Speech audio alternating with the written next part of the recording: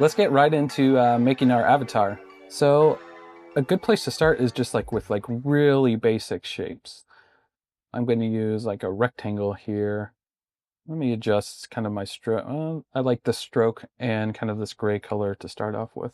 But again, kind of like a really simple rectangle. I'm going to change some of these rounded corners so I could get this kind of like elonged oval kind of shape. I like that. So he has these very specific kind of eyes. Again, I'm using like the ellipsy tool here. And again, just use some of these awesome, simple shape tools that we have. I'm gonna look at my glasses here. I use this rounded rectangle tool a lot. It pops up after you create a shape and use your direct selection tool. Like they will pop up right there. Your control panel, when you have your direct selection tool selected, your corner weights right there. It also is in your rectangle properties, which is cool. But it's pretty easy just to use the direct selection tool and select specific points and around those corners. You can maybe make these glasses a little bit bigger. Cool. That's a good start just to like get some of this stuff down. We'll tweak a lot of it later. I'll use another simple ellipse to represent the ear. That's looking good. Maybe I don't need to worry too much about the neck right now. Let's even just put that kind of this ellipse here to get an idea. Okay, that's that's a good like foundation, I think, to like work from. And what I do like to do is to create like multiple copies of the avatar through different steps. I'm going to place that up there, copy this, and then start to work on it again.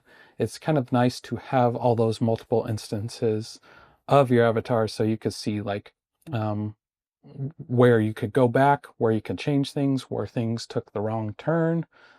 I think at this point it's good to start to refine this a little bit more. These eyes are maybe a little big for me. Let's shrink them a little bit. And again, I kind of like this like classic Mickey style of eye. Gonna take a triangle shape and cut it out. Yeah, I don't know if there's a specific name for this type of style of an eye, but I'm not sure. I think now I want to build more into these like pretty dominant kind of features that I have. So let's look at the eyebrow. It kind of goes up and down a little bit. And again, you can just like even use like simple geometric shapes. I'll use the rectangle tool. And here I'm going to use some of the pen tool to connect some of these shapes. I think that looks, that looks cool.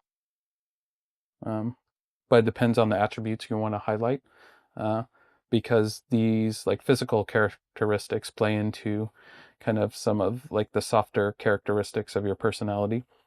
I would prefer my avatar to be a little bit more approachable. I like this nose, and it, again, in kind of reference like what I was going to, some of that classic Mickey style, but maybe it's not like completely appropriate for this. I want to kind of focus a little bit more on my brow here. You can see that again, I'm getting old and have some definition in these certain areas. So let's try to make that with our line tool. Put a little rounded corner there, another rounded corner. Yeah, and I kind of like that nose. Like, again, it's not like it's not super characteristic of my nose that I currently have, but there's different points where you could just make changes as you want. So I think this is looking pretty cool. I might take another copy. Let's move some of this over. Okay, now I have another version, so I can always kind of go back to these distinct kind of areas. Let's see. I'm going to work on this ear super quick. Let's give it a white fill. And here it's pretty easy to, with your add anchor point tool, add some spots. Use my direct selection tool to delete a couple of these anchor points.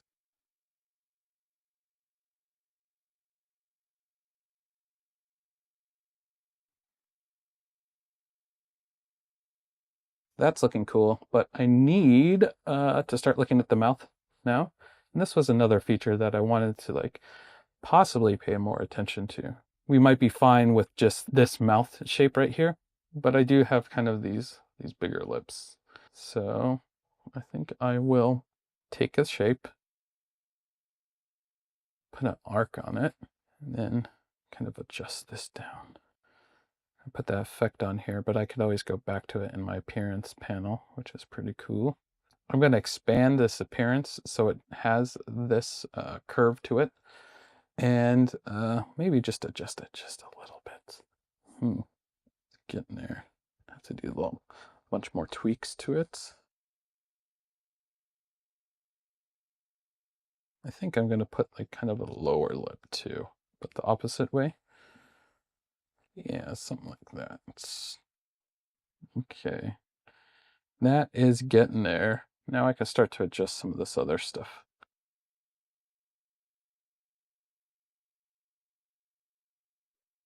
That's looking good.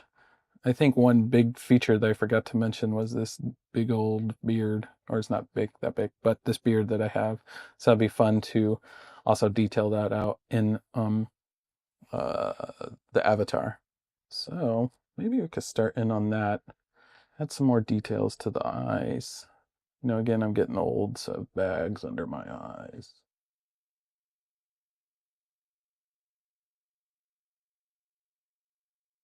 Good things to think about is like when you're creating these simple avatars is like symmetry and consistency through like the different elements. All my strokes are 2-point strokes. You just saw that I copied that specific frame of my glasses to the next one. So it's kind of nice to like keep things like consistent, and it will kind of play out to better compositions and ultimately more cohesive, stronger, successful kind of illustration or avatar in this case. Again, we could tweak this to forever, but it's good to keep going on. Make sure it has the right cap on it. Now, like we talked about, I added some of those details, but we want to put the beard on there. We use my line tool.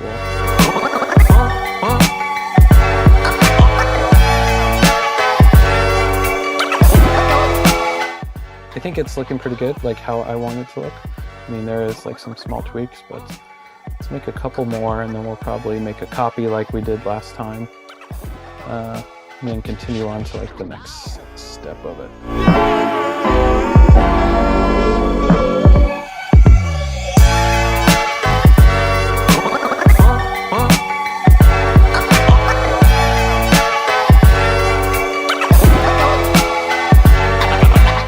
I think another next step for this one is starting to add some color into it.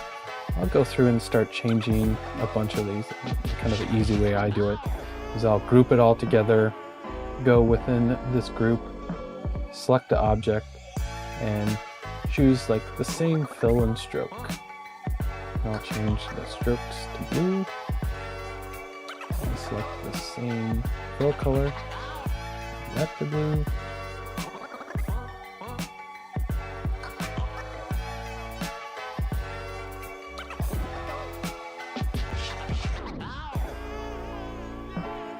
Kind of the next step of this is to, once you got something you really like, I'm going to put this by my face here.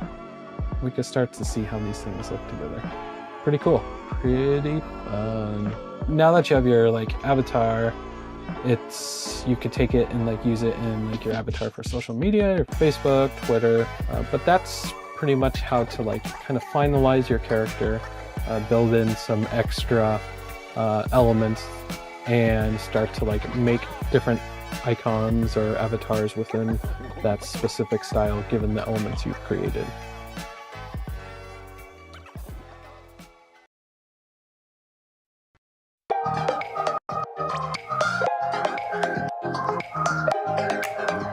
I like to add texture to some of my GIFs just to add a little bit of visual interest and give it a little bit of depth. So what I'm actually gonna do is I took some photos of my sidewalk outside of my apartment earlier today, and I'm just gonna use that as a texture. It kind of has this like nice grit to it. It's gonna add a little bit of depth, a little bit of something to my animation. So you can kind of do whatever works for you, but I just snapped a photo on my phone and I'm gonna go ahead and airdrop it to myself on my desktop. So now that I've airdropped this texture to myself, it's on my desktop. I'm just gonna go ahead and stick that in my popsicle folder. Awesome. And I'm gonna open it. And so this is looking pretty interesting, but I'm just gonna wanna go ahead and make some adjustments to this to make it more of a texture. So I'm gonna open it in Photoshop. So now what I'm gonna do to this is I'm going to make it black and white. That's looking okay to me. If you want to, you can go ahead and adjust some of these things too. And when you do, you might see a little bit of detail come out that wasn't there before. And that might just add a little bit of visual interest as well. Okay, that's looking good to me. So I'm just gonna go back to the adjustments panel. So we're gonna go into the curves part of this, and that's just gonna add a little bit of contrast. So I'm gonna go ahead and press right here and sort of drag this down. And if you're familiar with Photoshop, then this might be second nature to you already. Okay, that's looking good, and that's looking contrasty. So I'm gonna go ahead and save this as texture and press OK. So now that I've finished my texture, I'm just gonna go ahead and drop that into After Effects. Okay, so our setting is now on composition retain layer sizes from when we imported the popsicle, but I'm just gonna wanna set it to footage because I only need one layer, and that's the texture layer. Okay, so we have this nice texture in here. I'm just gonna go ahead and scale this down a little bit and play with it to figure out the right position. So I'm gonna press S for scale on the texture layer. I'm just gonna scale this down a little bit. And I might just move it around a little bit and kind of like find a good place for this. I kind of like this little dark gradient on the bottom here, so I might just place it right there. Okay, so now we want to make sure that this texture is really subtle. Right now it's super harsh. So I'm just going to press T for opacity. I'm just going to bring this down to something really low. Let me try it on 20%. Okay, so another thing that you can do to this texture to try to blend it in is you can play with the blending modes, which are right on this sidebar in After Effects under Mode. So there's a lot of options here, but I normally just stick to Soft Light or Overlay. So if you want to take this texture to the next level and add even more motion to it, what you can do is you can animate the texture. So I'm just going to press P for position on my keyboard, and I'm going to add a position keyframe. I'm also going to press S on my keyboard for scale, and I'm even going to press R on my keyboard for rotation. So that's a lot of keyframes. We're going to press U to view all of them. So now we're going to jump a few frames ahead in time. Doesn't really matter how many, because we can adjust it later. And I'm just going to move this texture and make it look a little bit different. So I might scale it up. I might rotate it a little bit, just so it looks a little bit different from the previous keyframe. So now this is really important. If I just play it out like this, there's like too much going on there. It almost looks like a mistake or like some noise. So you just want it to jump from texture placement to texture placement. So how we're going to do that is we're going to set these as hold keyframes. I'm going to select my keyframes. I'm going to right click. I'm going to press keyframe interpolation. Right now they're set to linear. We want to set them to hold, so we can hold the placement of each position. I'm going to press OK. So you're going to see a difference in this, in that in between these keyframes, there's no motion happening. As you can see, it kind of jumps from position to position. And whereas before, when it was linear, it kind of had motion going in between these two areas. So what a hold keyframe really does is it just jumps between each position instead of giving you that smooth motion in between the keyframes. So now that I have these two, I think that's good. If you wanted to, you could go in and adjust it a couple different times. Keep rotating it, keep scaling it, playing with that. And After Effects will recognize that you used hold keyframes in the past, so it will make sure to make these hold keyframes as well. So we have 3 different positions going on here. I'm just going to drag these to the beginning. I'm going to play this out. Okay, so I got 3 here. And now what I'm going to do is I'm going to just duplicate these just like we did with the compositions earlier. So I'm going to press Command C and Command V to paste it. So I'm going to paste it again here and again here, and I'm just going to keep pasting these keyframes until I reach the very end. And I'll delete these 2 because they're hanging off. Okay, so let's just play this through. All right. So that just adds a little bit of movement to your texture.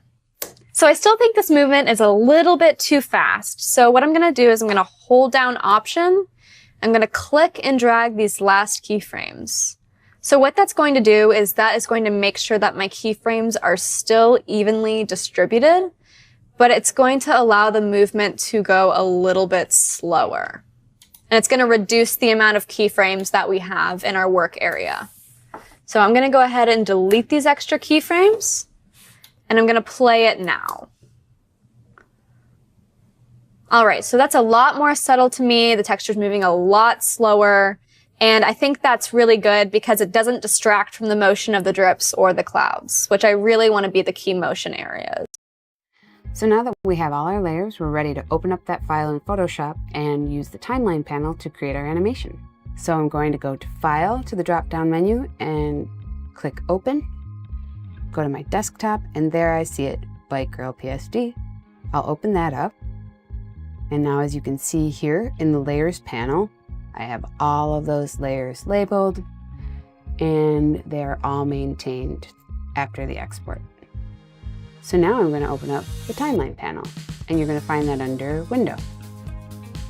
Scroll down to Timeline, it's near the bottom, and that pops open the bottom bar underneath the image window. And here's where we're going to build our timeline animation. So we have a choice here. We have to click in the center and select either Video Timeline or Create Frame Animation. Since we're going to do one frame at a time and show and hide layers to create the illusion of motion, we're going to use Create Frame Animation, and that will populate the first frame of the timeline.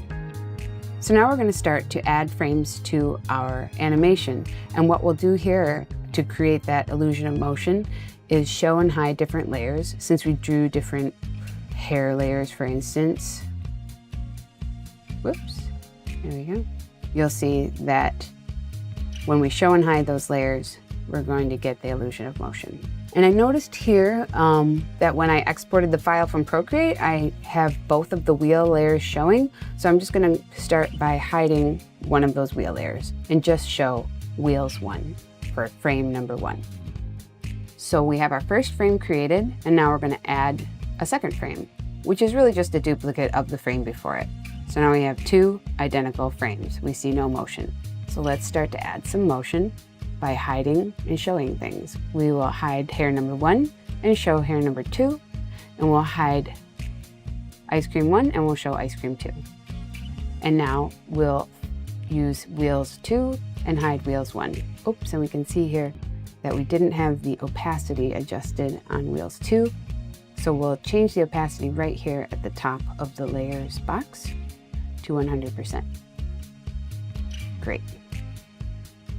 And now we'll make sure that when you go between the two, you can start to see a little bit of motion. So let's add another frame. On the third frame, we're going to show wheels number 1 again. Now we're going to move to ice cream number 3. We're going to do hair number 3. And that's great. Now you really start to see some motion happening. So now we have 3 distinct frames. And let's go to this menu here that says once, and we'll change it to forever. That'll allow this loop to play infinitely, so we can watch it and critique it. So I'm going to start at 1, and I'm going to hit the spacebar on my keyboard, and that's going to play the video. And that looks a little weird, right? It's a little too fast and choppy, and we're definitely going to want to adjust the speed of the frames. So let's do that first.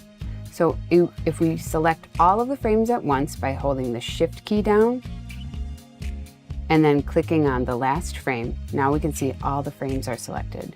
Now you go to this drop-down menu where it says 0 seconds and adjust here.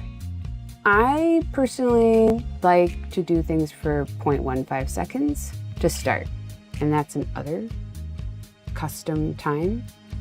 So you just enter that in, hit OK, and now let's try that playback again.